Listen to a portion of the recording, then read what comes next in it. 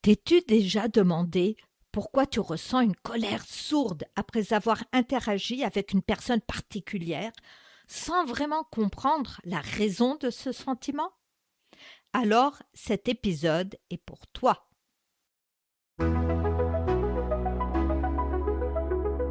J'étais heureuse, puis je me suis mariée et tout a changé. Bienvenue sur mon podcast Briser les chaînes. Ce podcast est pour vous si vous êtes chrétienne et malgré cela malheureuse. Vous n'avez plus de joie. Vous voulez retrouver cette joie. Dans cet épisode, nous allons aborder la passivité agressive. Nous allons comprendre ce que c'est et pourquoi on n'en parle pas trop dans nos églises. Nous étudierons 2 personnages bibliques. Nous comprendrons ce qui déclenche cette passivité ou cette agressivité et comment l'éviter. Nous verrons aussi des tuyaux pour nous aider dans ces situations. Dans cet épisode, je vais vous dire que la femme est victime et le mari le manipulateur. Mais il est évident que le contraire est tout autant possible, ainsi que les relations entre collègues. Et chacune d'entre nous peut avoir ce comportement de temps en temps.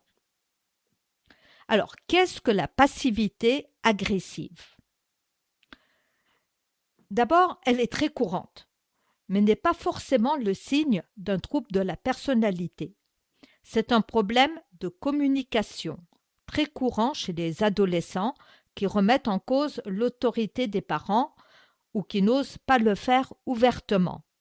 Mais ça ne veut pas dire qu'ils ont ce trouble de la personnalité. Lorsque j'étais missionnaire, stagiaire, j'avais 2 colocataires. Nous avions décidé ensemble et établi un turnus entre nous 3 pour les diverses tâches ménagères concernant les pièces communes et la cuisine. L'une d'elles ne faisait pas sa part. Lorsque j'allais lui demander de participer, elle me disait « Oui, mais là, je lis ma Bible, je le ferai. » Mais à la fin de la semaine, elle n'avait toujours rien fait. Cela crée de la frustration, de la colère, puis une lassitude. Heureusement, je savais que la situation ne durerait que quelques mois. Beaucoup de femmes chrétiennes pensent que tant qu'il n'y a pas de cris ou de contrôle direct, leur relation n'est pas toxique. Pourtant, l'agressivité passive est une forme de contrôle qui enlève la joie de l'autre. Cela se manifeste de plusieurs manières. Alors il y a d'abord le silence et les bouderies. C'est sa façon de faire comprendre à l'autre qu'il est fâché. Encore faut-il que la personne en face arrive à deviner la cause de ses bouderies, de ses punitions. Lorsqu'on lui demande ce qui ne va pas, il répond « rien » ou « tout va bien ». Mais Proverbe, chapitre 10, verset 18, dit « Celui qui cache la haine a des lèvres menteuses ». Cacher sa colère derrière un « tout va bien » glacial est considéré comme un mensonge. Il y a aussi le soupir audible. Il va exécuter des tâches, mais en montrant sa désapprobation de façon audible, sans mettre des mots. C'est à elle de deviner la raison de sa frustration. Colossiens 3, 23. Tout ce que vous faites, faites-le de bon cœur, comme pour le Seigneur, et non pour des hommes. Il y a aussi l'accord de façade. Il va dire oui tout en pensant non. Il n'ose pas affirmer verbalement qu'il n'est pas d'accord. Il le montrera par ses actes, ce qui crée dans cette relation un sentiment d'insécurité. Elle ne sait jamais ce qui va réellement se passer. Matthieu 5, 37. Que votre parole soit oui pour oui, non pour non. Ce qu'on y ajoute vient du malin. Il y a aussi la procrastination calculée. Pour la punir, il peut arriver en retard, trop tard, Elle a dû déjà accomplir la tâche elle-même. La frustration augmente chez elle, car elle ne peut pas avancer dans ce qu'elle avait prévu. Il ne fait pas sa part. Proverbe 3, verset 28. Ne dis pas à ton prochain « Va et reviens, demain je donnerai » quand tu as de quoi donner. Il y a le sarcasme. On est sarcastique parce qu'on a peur d'être vrai. Sous couvert de la plaisanterie, il dit une phrase blessante. Mais le but n'est pas de plaisanter, il est de blesser. La Bible la compare à des flèches qui apportent la mort. Proverbe 26, 18 et 19. Comme un furieux qui lance des flammes, des flèches et la mort, ainsi est un homme qui trompe son prochain et qui dit « N'était-ce pas pour plaisanter ?» Alors, pourquoi est-ce qu'il agit ainsi?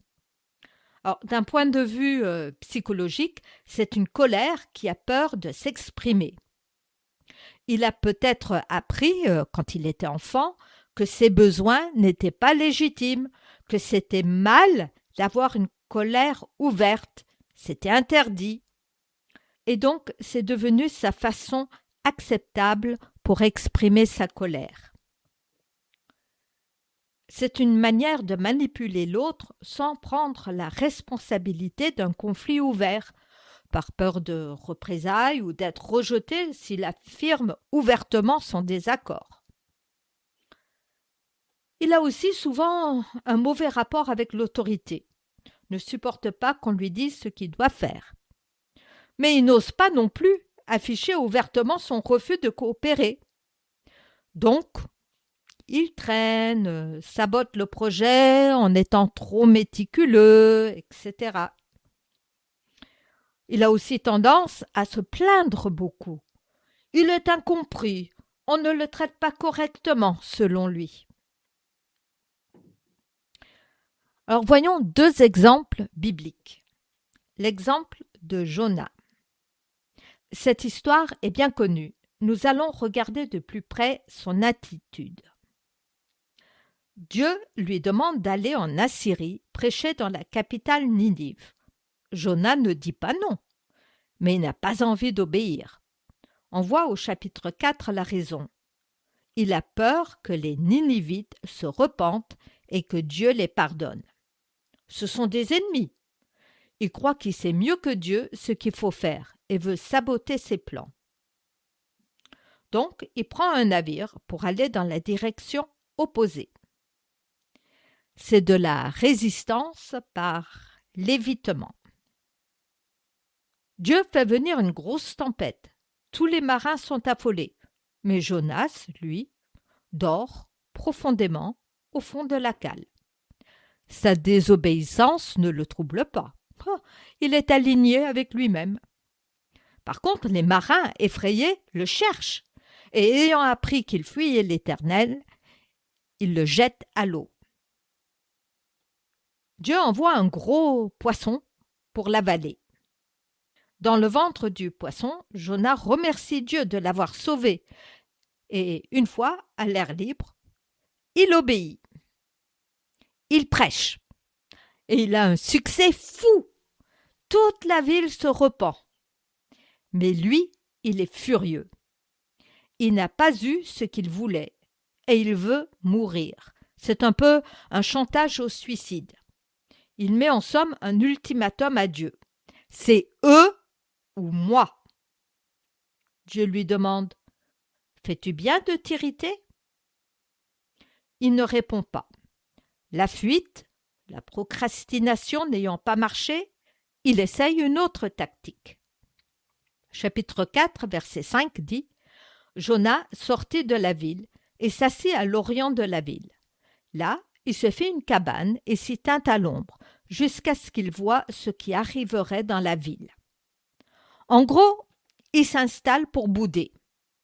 Il sait que Dieu a décidé de pardonner la ville, mais quelque part, il espère que Dieu changera d'avis en le voyant bouder, qu'il le choisira, lui, au lieu de ses ennemis. Dieu ne change pas d'avis, mais il a pitié de lui. Il fait pousser un ricin qui donne de l'ombre à Jonas, qui est très content. Mais le lendemain, ce ricin est séché par le soleil. Et Jonas s'irrite et demande à nouveau la mort. Dieu lui demande s'il a raison d'être irrité pour la vie d'une plante. Jonas répond « Bien sûr que oui !» Dieu lui montre que lui a compassion d'une ville de 120 000 habitants. On ne sait pas la réaction finale de Jonas. L'exemple de Léa.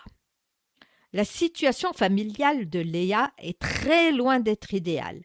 Son mari a 2 femmes, elle et sa plus jeune sœur.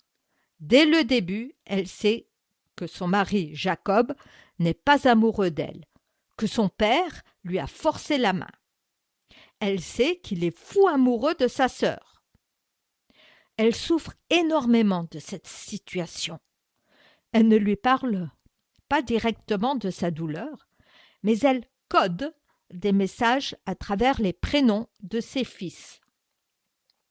Quand le premier est né, elle dit « L'Éternel a vu ma misère, maintenant mon mari m'aimera ». Et elle le nomma Ruben, qui veut dire « voyez, un fils ». Elle espère vraiment que Jacob va l'aimer, car elle lui a donné un héritier. Et ce ne fut pas le cas.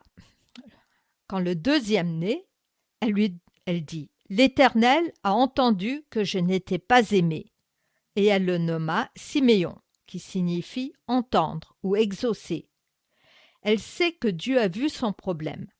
Elle pense que son problème sera résolu. Mais non. Quand le troisième naît, elle dit « Cette fois, mon mari s'attachera à moi ». Elle lui donna le nom de Lévi, c'est-à-dire « attaché ». Mais ça n'a pas marché non plus.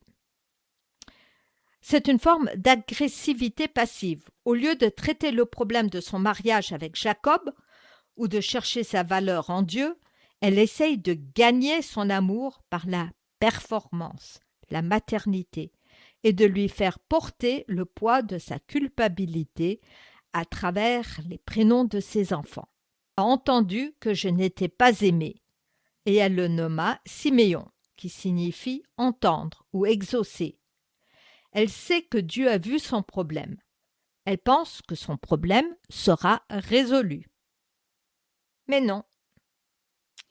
Quand le troisième naît, elle dit « Cette fois, mon mari s'attachera à moi ». Elle lui donna le nom de Lévi, c'est-à-dire « attaché ». Mais ça n'a pas marché non plus. C'est une forme d'agressivité passive. Au lieu de traiter le problème de son mariage avec Jacob ou de chercher sa valeur en Dieu, elle essaye de gagner son amour par la performance, la maternité, et de lui faire porter le poids de sa culpabilité à travers les prénoms de ses enfants. Jacob n'a pas réagi à ces messages subtils et n'a rien changé dans les circonstances de la vie de Léa. Mais tout a changé dans son attitude. Lors de la naissance de son 4e fils, elle n'a pas ressenti le besoin de passer des messages à son mari, d'exprimer ses frustrations à travers le prénom qu'elle lui donna, Judas, ce qui signifie « louange de l'Éternel ». Elle dit « Cette fois, je louerai l'Éternel ». Elle est sortie du besoin de contrôler son mari et a compris que sa relation avec l'Éternel est ce qui compte. Lui la comprend parfaitement. Alors, elle peut le louer. Alors, que faire en pratique? Alors, si c'est l'autre qui est passif-agressif, eh bien, cesse de deviner. S'il boude, ne demande qu'une seule fois « Je vois que tu es silencieux. Y a-t-il quelque chose dont tu veux parler ?» Si la réponse est « rien » ou « tout va bien », crois-le et va qu'à tes occupations. Ne joue plus le rôle de la devinette. Tu peux aussi nommer sans accuser. Alors, choisis une situation récurrente. Rédige une phrase avec le mot « je ». Tu peux dire « Quand tu as dit X, j'ai ressenti Y et j'ai besoin de Z ». Exerce-toi à voix haute pour être prête au moment voulu. Si c'est toi qui es passif-agressif, eh bien, il y a le miroir de la vérité. La prochaine fois que tu as envie de te taire pour punir quelqu'un, demande-toi, suis-je en train de pratiquer le silence pour me calmer, ce qui serait sain, ou pour que l'autre se sente mal, coupable, ce qui serait un péché. Il y a aussi la demande claire. Interdis-toi d'utiliser des sous-entendus pendant 24 heures. Si tu veux de l'aide, demande « Peux-tu m'aider ?» au lieu de soupirer bruyamment en faisant la vaisselle. Pour terminer, je vais lire une prière de David dans le psaume 139, versets 23 et 24. Je vous encourage à prier cette prière tous les jours cette semaine, que vous soyez victime ou non. Sonde-moi, ô Dieu, et connais mon cœur. Éprouve-moi et connais mes pensées. Regarde si je suis sur une mauvaise voie et conduis-moi sur la voie de l'éternité. Et je vous dis à la semaine prochaine.